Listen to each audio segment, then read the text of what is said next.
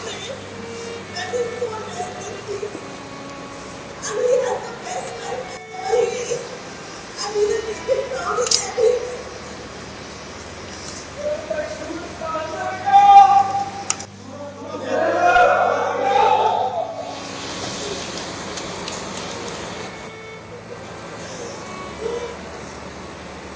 It is because of him that the world is still surviving.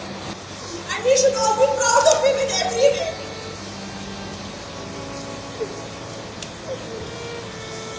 In every way.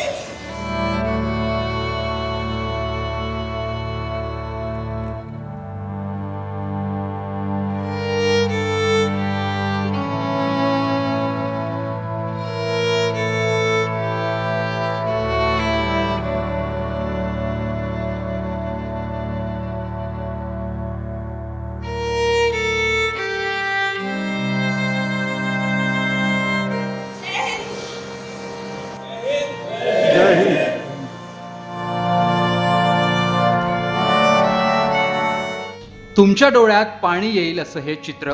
16 एप्रिलला लग्न झालं. हनीमूनसाठी हे जोडपं काश्मीरला आलं. नव्या आयुष्याची सुरुवात आनंदात करण्यासाठी त्यांनी काश्मीरची निवड केली. पण याच काश्मीरमध्ये त्यांना सर्वात मोठं दुःख मिळालं. मौज मजा करत असताना अचानक धर्म आणि नाव विचारत दहशतवाद्यांनी हल्ला केला आणि डोळ्यादेखत या महिलेने आपल्या पतीला गमावलं. त्याचा व्हिडिओ आणि फोटो व्हायरल झाला. संपूर्ण देशाने हळहळ व्यक्त केली.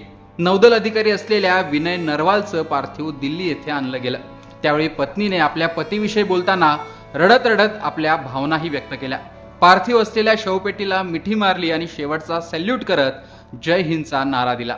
काश्मीरमध्ये पहलगाम येथे झालेल्या दहशतवादी हल्ल्यात 28 पर्यटकांचा मृत्यू झाला. त्यात महाराष्ट्रातील 6 जणांचा समावेश आहे. कलम 370 हटवल्यानंतरचा सर्वात मोठा हा हल्ला मानला जातोय. आता या हल्ल्याला भारताकडून कसं उत्तर दिलं जातं ते पाहणं महत्त्वाचं असणार आहे. पण एकूणच 28 पर्यटकांना अशा पद्धतीने मारलं गेलं याची देशभरात चर्चा होते आणि देशभरातून हळहळ देखील व्यक्त होते. या घटनेविषयी, या पती पत्नीविषयी तुमचं मत कमेंट बॉक्समध्ये सांगा. लोकमतचं यूट्यूब चॅनल सबस्क्राईब केलं नसेल तर आठवणीने सबस्क्राईब करा.